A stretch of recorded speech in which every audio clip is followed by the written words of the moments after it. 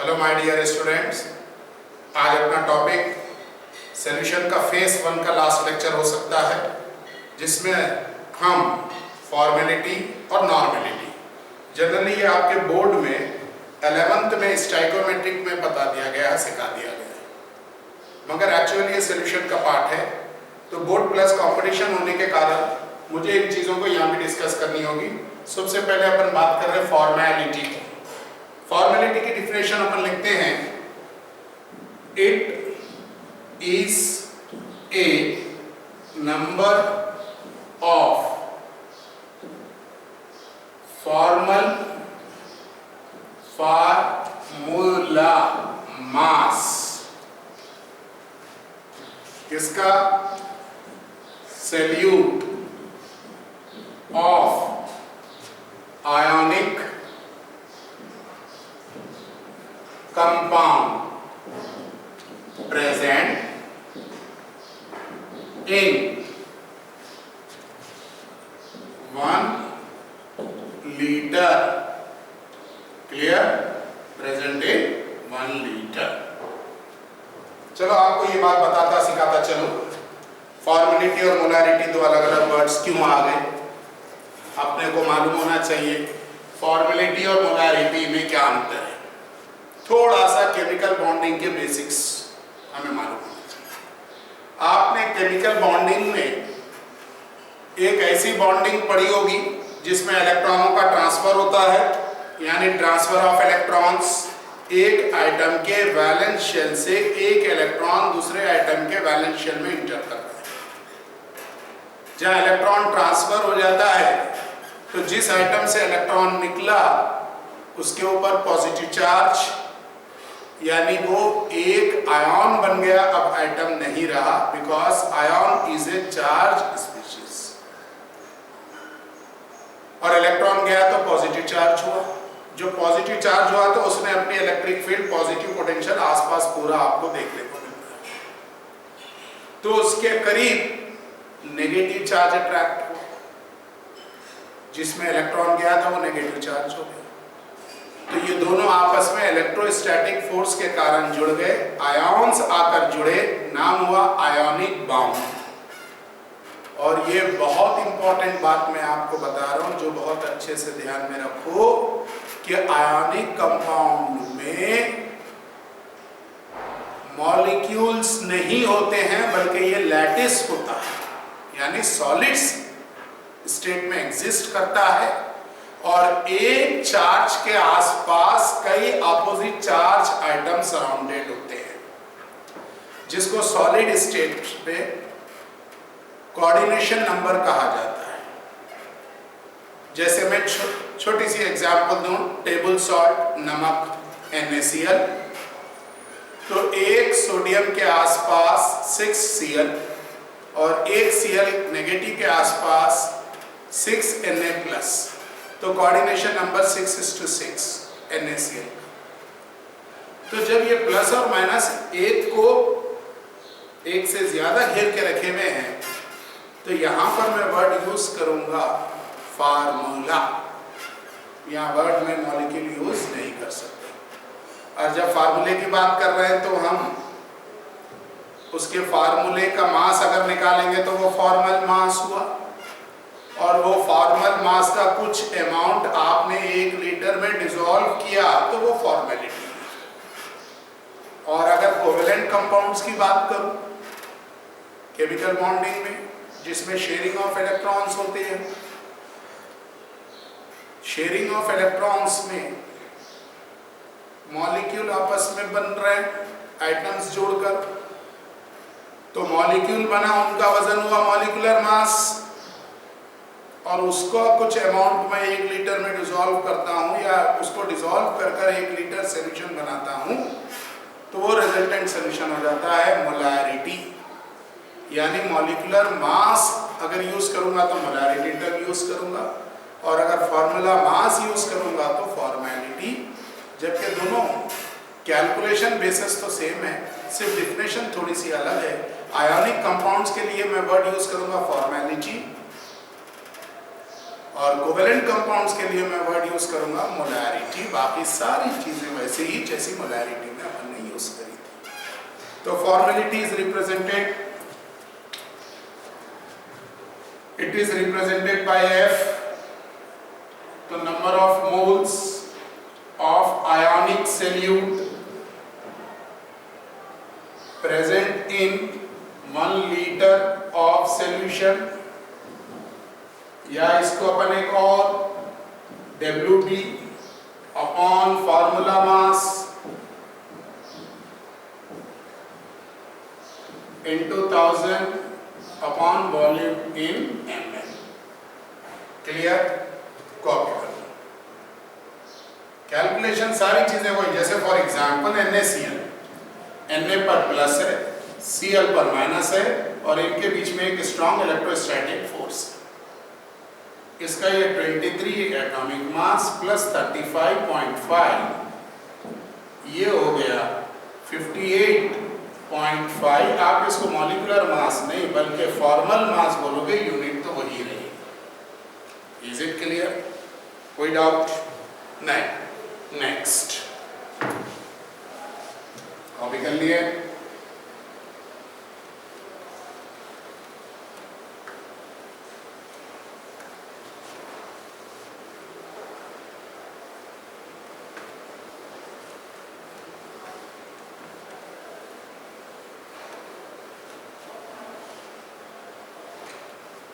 Next, last term to express the concentration of solution is normality।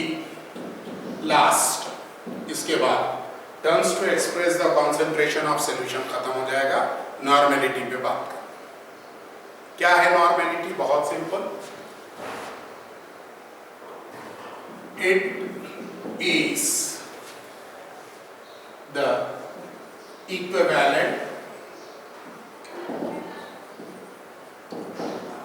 mass of solute present in 1 liter of solution। यानी बात वही कि number of moles present in 1 litre, बस यहाँ पे ये बोलना है इक्विवेलेंट मोल्स बोलेंगे, मोल्स नहीं, इक्विवेलेंट बात करेंगे। It is represented by N, यानी ये equivalent moles divided by volume in litre. इसका सही फार्मूला कैलकुलेशन के लिए WB upon equivalent weight into 1000 upon volume in ml। ये बहुत इंपॉर्टेंट चीज है। इक्विवेलेंट वेट निकालने आना जरूरी है। इक्विवेलेंट वेट अपना जो नेक्स्ट टॉपिक इलेक्ट्रोकेमिस्ट्री होगा वहां भी काम आएगा। इक्विवेलेंट वेट निकालना बहुत आसान है। मॉलिक्यूलर मास जो भी कंपाउंड हुआ या आयोनिक मास जो भी कंपाउंड हुआ divided by it's valency factor. चलो मैं आपको आज इक्विवेलेंट वेट निकालना भी कुछ कंपाउंड्स का सिखा दूंगा। आप पहले ये पूरा कॉपी करो।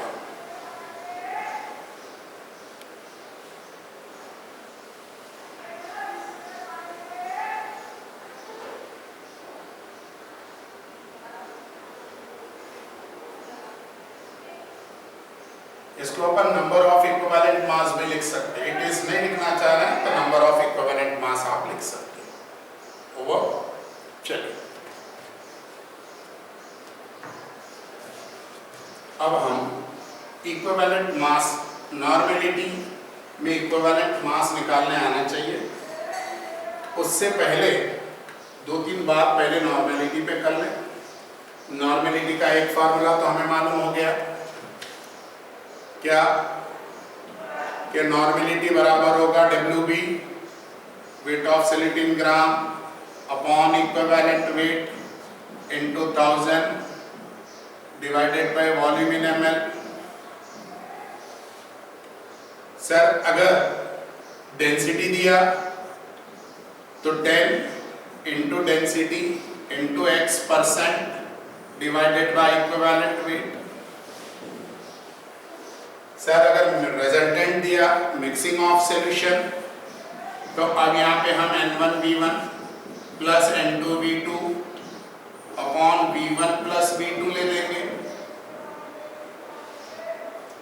या दो सॉल्यूशंस को मिक्स करने के बाद डाइल्यूट और किया जा रहा तो resultant normality equals to N1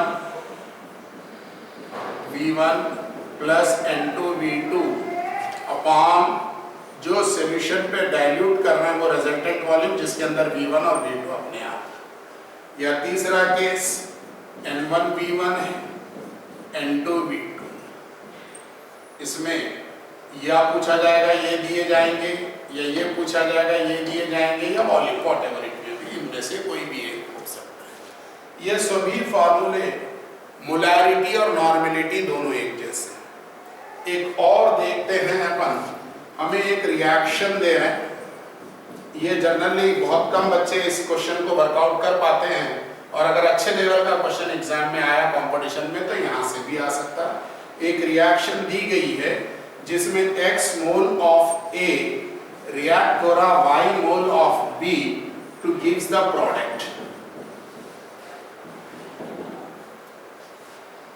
अब इसमें अगर हमसे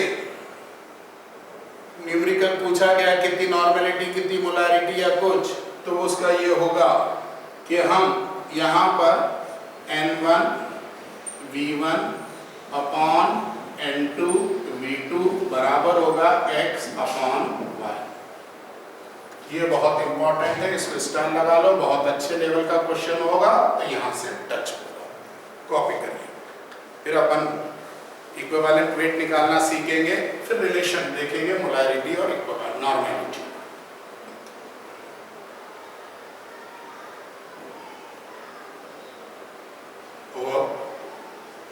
क्लियर? चल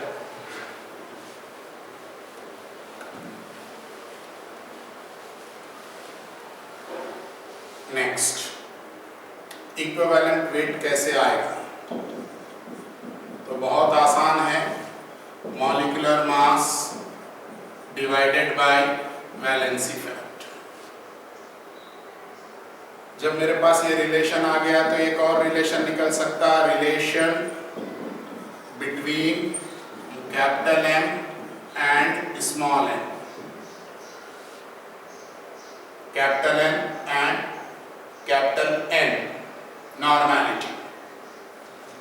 बेटा आपको मालूम है मोलैरिटी बराबर होती है weight in gram upon molecular mass into 1000 by volume in ml, और नॉर्मेलिटी होती है weight in gram upon molecular mass by valency factor, क्योंकि ये मिलकर इक्विवेलेंट वेट होता है, into 1000 by volume in ml।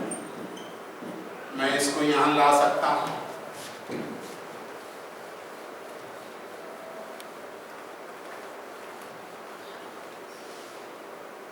यहाँ पर नॉर्मेलिटी बराबर हो गई WB upon MP into 1000 divided by volume in ml, और ये इंटू वैलेंसी फैक्टर, या मैं शॉर्ट में लिखना चाहूँ तो molarity into valency factor.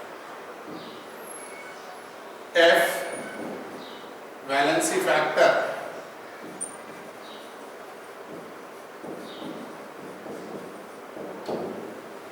Clear? Copy कर लो, फिर मैं आपको इक्विवेलेंट वेट निकालना सिखाऊंगा।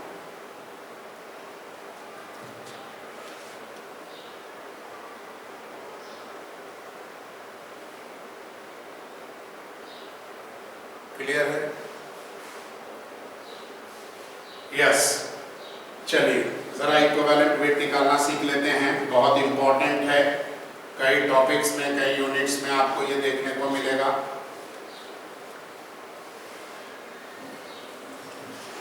देखो राइटर्स तो लिखते हैं इक्विवेलेंट वेट बराबर होगा molecular mass divided by valency factor, मगर मैं इस वैलेंसी फैक्टर को ABCD के वक्त तरह से सिखा दूँ। A एसिड्स के लिए मैं वर्ड यूज कर रहा हूं, बी बेस के लिए, सी सॉल्ट्स के लिए, वी एलिमेंट्स के लिए। अब हम वैलेंसी फैक्टर सभी में देखेंगे। क्लियर? बहुत इंपॉर्टेंट है, वेरी वेरी इंपॉर्टेंट, इसको याद रखना भाई, वैलेंसी फैक्टर निकालना। चलिए पहले मैं कुछ एसिड्स लिख रहा हूं। मेरे पास एक HCl है, मेरे पास एक H2SO4 है, मेरे पास एक H3PO4 है, मेरे पास एक CH3COOH है। क्लियर? बेटा ये HCl का मॉलिक्यूलर मास 36.5 है, H2SO4 का 98, H3PO4 का 98 और एसिडिक एसिड का 60, 32 plus 24, 56 plus 4 60। Is it clear?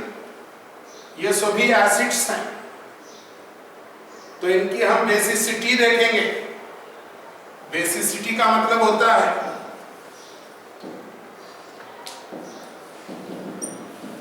Number of H plus furnished in aqueous solution. कितने आपने H प्लस पानी में दिए? HCl देखो एक दे रहा है, तो इसलिए इक्विवेलेंट वेट 36.5 डिवाइडेड बाई 1। बोलो यहां पर कितने हैं? 2, तो 98/2। H3PO4 98/3। यहां पर ये 3 हाइड्रोजन और एक टोटल कितने लग रहे हैं? 4। मगर आपको बताते चलो ऑर्गेनिक एसिड सिर्फ वो एसिड्स कैरेक्टर होता है जिनके पास कार्बोक्सिलिक ग्रुप्स हैं। इसके अलावा कुछ एक्सेप्शन एसिटिलीन, इसके अलावा कुछ एक्सेप्शन अल्कोहल्स एंड फिनॉल्स, इसके अलावा कुछ एक्सेप्शन एमाइन्स ग्रुप, इसके अलावा कुछ एक्सेप्शन sp2 हाइब्रिडाइज्ड अगर बाउंडेड है स्ट्रॉन्ग इलेक्ट्रोनेगेटिव एलिमेंट जिसके पास H। ये ऑर्गेनिक में सारी चीजें सिखाऊंगा, अभी तो याद रखो। कार्बोक्सिलिक एसिड्स की बात करेंगे तो सिर्फ COOH के H को देखो, एक है तो 60/1। यह आपका एसिड्स का इक्विवेलेंट वेट आ गया। मगर chemistry is full of exceptions. कुछ ऐसी एसिड्स है जिसमें एक्सेप्शन है, उन एसिड्स को देख लेते हैं। मेरे पास H3PO4, H3PO3, H3PO2 और एक H3BO3। ये 4 एक्सेप्शंस हैं। अगर इन एक्सेप्शंस को आप अच्छे से ध्यान में रखोगे तो किसी भी एसिड का इक्विवेलेंट वेट आप निकाल पाओगे। आपको बताता चलूं, फास्फोरस के अंदर एक ऑक्सीजन के साथ तो इसका डबल बॉन्ड या कोऑर्डिनेट बॉन्ड हो जाएगा। बचे हुए फास्फोरस 5th ग्रुप का है तो 5 वैलेंसी में से 2 यहां यूज हो गई, बची 3। तो पहले जितने ऑक्सीजन है सब बना दो और ऑक्सीजन की वैलेंसी को फुलफिल करने के लिए हाइड्रोजन। तो अब आप बताओ आपके पास कितने ऐसे हाइड्रोजन हैं जो ऑक्सीजन के टच में है या ऑक्सीजन के साथ डायरेक्ट बॉन्ड है? तो आप बोलोगे 3। तो सिर्फ ये 3 हाइड्रोजन एसिडिक रूप में H+ के रूप में बाहर आ सकते हैं। ये ऑक्सीजन को आप कंसीडर नहीं करेंगे, तो इसलिए यहाँ पर H3 है तो यहाँ इसका मॉलिक्यूलर वैलेंसी फैक्टर 3 आएगा, 3 से डिवाइड होगा। अब H3PO3 में एक ऑक्सीजन कम करना है तो उसका स्ट्रक्चर ये आ जाएगा। तो यहां पर मॉलिक्यूलर मास डिवाइडेड बाय 2 हुआ, इसका आप अपने आप बना सकते हैं, एक ऑक्सीजन और कम हो जाएगा तो मॉलिक्यूलर मास डिवाइडेड बाय 1 और यहां molecular mass divided by 3। Is it clear? तो आप याद रखने के लिए ट्रिक भी जरूरी है। कंपटीशन में 2 साल का सिलेबस आपको 1 घंटे में निपटाना होता है। तो याद रखो P फॉर पागल, यानी पागल एसिड्स, फास्फोरस की ऑक्सी एसिड्स को मैंने नाम दिया पागल एसिड्स। अगर आपकी मुलाकात पागल एसिड से हो जाती तो संभल के करो, जितने हाइड्रोजन देके उससे नंबर से डिवाइड मत करो, ऑक्सीजन में से -1 करके जो बचा उससे डिवाइड करो। उम्मीद है ये सीख गए होंगे। बाकी की कोई भी एसिड जितने हैं, जैसे मैंने कहा HNO3, आपने कहा सर एक H है, डिवाइड करो। मैंने कहा H2SO4 2 H है, मैंने कहा H2S2O8 2 H है, मैंने कहा H2SCO4 2 H है, मैंने कहा H2S2O7 2 H से डिवाइड। Is it clear? अब आ जाओ बोरिक एसिड की बात कर लें जरा। ये तो बहुत चालाक एसिड है, अपने पास के H में से तो एक भी H रिलीज नहीं करता है। सेंट्रल एलिमेंट बोरॉन है, ये बोरॉन के पास 3 OH ग्रुप्स हैं और ये 3 OH ग्रुप्स के कारण ये सब ऑक्टेट हो गया। क्या हो गया? ये सब ऑक्टेट, यानी बोरॉन की स्टेबिलिटी के लिए 8 इलेक्ट्रॉन इसके पास नहीं है, 6 है। जब आप इसमें पानी मिलाते हो H और OH, तो ये पूरे OH के इलेक्ट्रॉन्स को लेकर ये बन जाता है BOH, 4 बार आ गए और एक नेगेटिव के कारण पानी का H+ बाहर मिल गया और ये H+ हमें इसकी बेसिसिटी के लिए यूज किया जाता है। यानी कि बोरिक एसिड अगर आपको देंगे तो मॉलिक्यूलर मास डिवाइडेड बाय 1। तो आप ऐसे याद रखोगे, पागल बच्चा। क्या याद रखोगे आप? पागल बच्चा। अगर एसिड्स पागल हैं, फास्फोरस की ऑक्सी एसिड्स हैं, तो डिवाइड बाय ऑक्सीजन नंबर -1। और बोरिक एसिड है, सोचना ही नहीं, जो उसका मॉलिक्यूलर मास है वो उसका इक्विवेलेंट है, क्योंकि उसका वैलेंसी फैक्टर 1 है। उम्मीद है एसिड्स में बात समझ में आ गई होगी। अब आ जाओ हम बात करते हैं फॉर बेस। बेस में कोई एक्सेप्शन नहीं है और बेस आपको मालूम है, पानी के अंदर बेस की बात हो रही है, तो इसका मतलब हम OH देखेंगे, जैसे NaOH 40 और OH 1 है, तो आप 40 डिवाइडेड बाय 1, बहुत से। अब सेकेंड हम देख रहे हैं MgOH टेकन ट्वाइस। आपको बताता चलो, OH 17 इंटू 2 हो गया 34 प्लस 24 तो 58 हो गया। तो 58 आप क्या करोगे? Divided by 2। उम्मीद है अब आप ये खुद ही कर सकते हो। AlOH टेकन थ्राइस है, सपोज करो मॉलिक्यूलर मास m है, तो डिवाइड बाय 3 इसका इक्विवेलेंट वेट आ जाएगा। यहां तक अच्छे से बात समझ में आ गई? कॉपी कर लो बेटा। बेस के इक्विवेलेंट वेट में कोई एक्सेप्शन नहीं। हमने एसिड का देख लिया इक्विवेलेंट वेट, बेस का देख लिया, अब हम सॉल्ट्स का देख लेते हैं।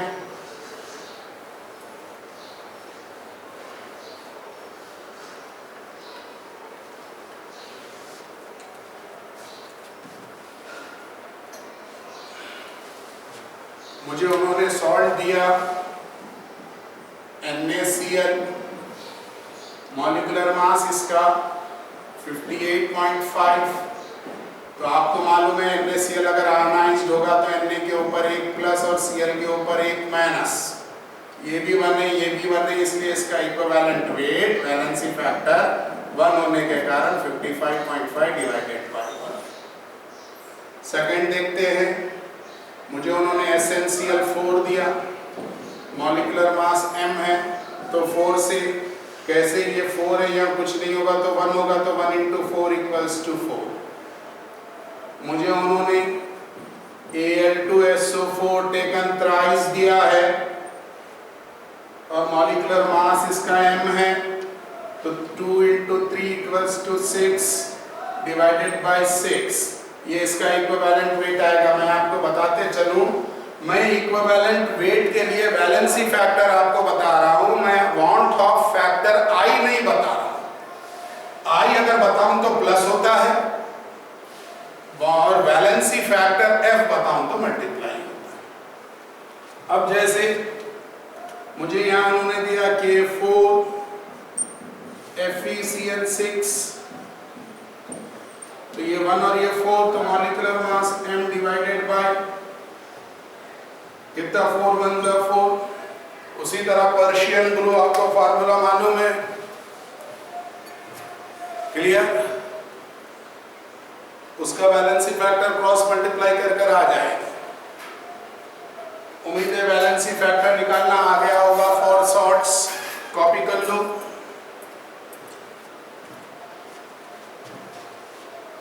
यानी एसिड्स के लिए हो गया, बेस के लिए हो गया, सॉल्ट्स के लिए हो गया। अब आ रही है बारी एलिमेंट्स की। एलिमेंट्स में देखो, जैसे सोडियम है, मैग्नीशियम है, अल्युमिनियम है, सिलिकॉन। ये फर्स्ट ग्रुप का है, ये सेकेंड ग्रुप का है, ये थर्ड ग्रुप का है और ये फोर्थ ग्रुप का है। तो इसका एटॉमिक मास 23, 24, 27 और 30। तो मैं 23/1 यानी मेरे पास आ जाएगा इक्विवेलेंट वेट। थोड़ा सा जगह एडजस्ट करनी पड़ेगी। 23/1 इक्विवेलेंट वेट। यहाँ पे हो जाएगा 24/1 2, क्योंकि ग्रुप 2 है तो 24/2। ये थर्ड ग्रुप का मेंबर है 3, फोर्थ ग्रुप का मेंबर है डिवाइडेड बाय 4। यानी पीरियोडिक टेबल में first A, second A, third A, fourth A group तक आपको अगर एलिमेंट दिए गए, उनका इक्विवेलेंट मास पूछा गया, तो आप उसका एटॉमिक मास को उसके ग्रुप नंबर से डिवाइड करोगे। फर्स्ट ग्रुप है तो 1 से, सेकेंड ग्रुप है तो 2 से, थर्ड ग्रुप है तो 3 से, फोर्थ ग्रुप है तो 4 से। और अगर ये फिफ्थ ग्रुप या उसके आगे चले जाते हैं, कहां जा रहे हैं ये? फिफ्थ ग्रुप या उससे आगे। जैसे फिफ्थ ग्रुप है, सिक्स्थ ग्रुप है, सेवंथ ग्रुप है, 0 ग्रुप का तो वही होता है। तो यहां पर हम क्या करेंगे? Atomic mass divided by 8 minus group number. यानी फिफ्थ ग्रुप के लिए ये हो जाएगा equivalent weight atomic mass divided by 8 minus 5 यानी कि 3। तो इसको अपन लिख रहे हैं equivalent weight for fifth group atomic mass by 3, for sixth group atomic mass by 2, for seventh group atomic mass by 1। Is it clear? यहाँ तक अच्छे से समझ में आ गया? बेटा ये सॉल्यूशन का फर्स्ट फेज, जिसमें हम क्लासिफिकेशन सीखे, terms to express the concentration of solution सीखे, इससे रिलेटेड न्यूमेरिकल्स देखें। ये 100% कंप्लीट मेरे नेक्स्ट एक और इसके बाद के जो लेक्चर में है उसमें सेलेक्टेड न्यूमेरिकल्स कराएंगे। आप इसको देखो, सब्सक्राइब करो, शेयर करो, फ्रेंड्स पे डिस्कस करो। ओके, थैंक यू बेटा।